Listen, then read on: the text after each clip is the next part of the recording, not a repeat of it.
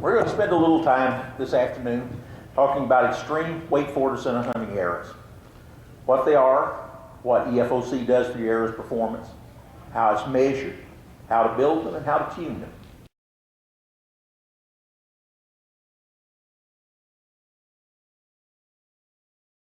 Now we're going to take a look at the many attractive features of weight forward center. Now in certain circumstances, the attractive features of weight forward center are quite obvious, at least to most of us. I put that in just for Joe. I can leave it up if you want to take notes. But when it comes to the hunting error, sometimes it's not as apparent to people what the attractive features of weight forward center are. So let's look at weight forward center and the hunting error. First, we'll go over the definitions of it. Historically, weight forward center was just divided into normal FOC, which was anything up to 12%, and high FOC, which was anything above 12%. But when we got to testing FOC, it became necessary for me to create some new terms, some new divisions of FOC. So we created one called extreme FOC, which runs from 19% to 30%. And then we created one called ultra extreme FOC, which was 30% and greater. Now, why did we use these divisions? Well, when we were first testing using like profile arrows, arrows that have the same broadhead, same shaft diameter, same weight, differing only in the weight distribution, the amount of FOC, I couldn't document any increase in penetration until I passed 18%. And suddenly past 18%, there was a definite increase in penetration that could be attributed to nothing other than the FOC of the arrow. So we're starting extreme FOC at 19%, the first place that we can definitely measure an increase and say there's no doubt that FOC is causing a boost in the terminal performance of the arrow. The 30% cutoff and the start of ultra EFOC is because with the components available, it's very difficult to reach or exceed 30% unless you make a concerted effort to do so. So that's the way we came up with the divisions that are used there. I'm going to talk for just a moment about the lever arms, because we're going to reference the lever arms quite a bit as we go through some of the presentation. The forward lever arm is just from the balance point forward, the rear lever arm, balance point back. So you can see as the FOC goes up and the balance point moves forward, the forward lever arm gets shorter, the rear lever arm gets longer. It's the change in the relationship of these lever arms in the arrow as you increase the FOC that causes all of the beneficial effects that we get with extreme FOC. Now, I'm sure I am going to forget a few things, and if you want to get a better understanding of FOC and go back over some of the stuff I just told you, one of the updates, which is called the Prologue to the 2007 Updates, Understanding FOC, I don't know, 5 or 6 or 7 pages long, going through all of the information as well as the formula and so forth, how FOC is measured and what it means and what it truly is. And you can find it at a number of locations on the web, and I just put 4 of them up there. But there are plenty of others. You can go out and search for it, and it'll give you a good thing to look at if you want to look over some of this. Now, EFOC offers us many advantages. Some of these will be controversial to people, but we can pretty much prove all of them with no difficulty. EFOC arrows shoot flatter than normal or high FOC arrows of the same weight. So if you take 2 arrows that are matching profiles externally, everything about them is the same except the FOC. The high FOC arrow does not nosedive as some people contend it does. It actually shoots flatter. There's faster paradox recovery from the high FOC arrows. Less oscillation in flight, or less magnitude of oscillation in flight, and the oscillation diminishes faster. Now, all of these things combine to conserve some of the energy the arrow has derived from the bow.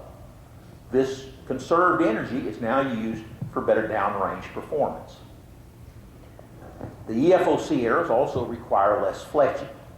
Less fletching is going to mean that there is less aero drag. That also conserves a little bit, not a great deal, but a little bit of your aero force that also can be applied to better downrange performance. There's less wind drift with the EFOC arrows. When you're shooting in a high cross-ran with a normal or high FOC arrow, generally you see the entire arrow drift with the wind.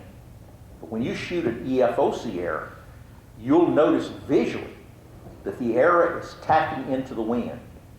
And when you get at longer ranges, 20, 30, 40 yards in high crosswinds, there is a fairly substantial difference in the total amount of drift.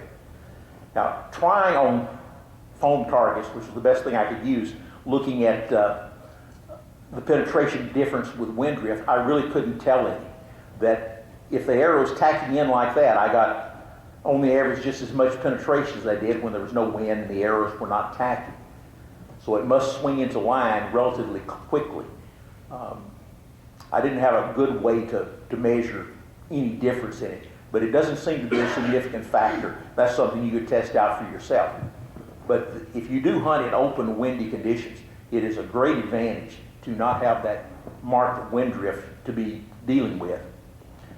Another big advantage we pick up with the EFOC arrows is much quieter flight. Now that's assuming that you have worked up and tuned fletching, and we'll talk about tuning fletching as we go through the tuning process. The fletching pattern that I think works by far the best is this, or up here. That's called the A&A fletch, and we'll discuss it in detail when we talk about building up and tuning the fletching.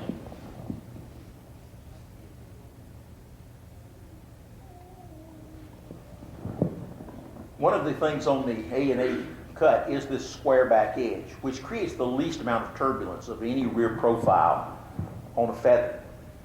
And that does help cut down on the noise, but there are a number of other factors involved in the fletching that we'll discuss that cut down the noise of the arrow in flight. But if you build up some EFOC arrows and build them up using the A&A fletching, once you've got everything tuned, replace the A&A fletching on some of the arrows with other small fletching. This is an A&A here, but put comparable length banana cuts, shield cuts, parabolic cuts, whatever you want to on there.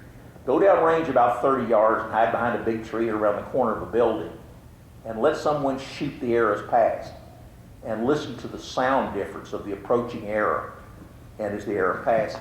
And I think you'll be amazed at the difference in the sound level between this fletching pattern and other fletching patterns.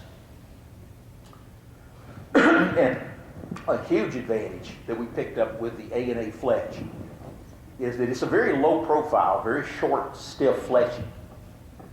It is virtually impervious to water. You can take that fletch pattern, immerse it in a bucket of water, leave it 30 minutes, take it out, don't even shake the water off, at 40 yards with a broadhead, this broadhead. You can put it into the same 1-inch dot as a dry fletched arrow. Water does not affect the fletching in the A&A pattern. Your extreme weight forward of center arrows also increase the structural integrity of the arrow somewhat. Now, part of that comes because most of the time when we're building extreme weight forward of center arrows, you're replacing aluminum inserts and or broadhead tapers, if you're using broadhead tapers, with steel or brass ones, which increases the structural integrity quite a lot. But also you pick up an increase in the structural integrity because building the extreme FOC arrows, we tend to use the very lightest shaft weight we can on the back. So when that arrow slows down and comes to a stop in front, there's not as much weight from the rear pushing forward, which cuts down quite a lot on split shafts from direct impacts. Now we do have less flex on impact, which increases the penetration. And we'll look at some of that in a minute to show you what we're talking about. EFOC shorter lever arm, remember that, moving the balance point to the front, makes it easier to get high quality flight from your broadheads. Why? Because it decreases the force that wind shear can exert on your arrow. Because you have a short lever arm, it takes a lot more force to make a change. So it makes tuning broadheads for perfect flight an easier process. Whoops, we got to click again.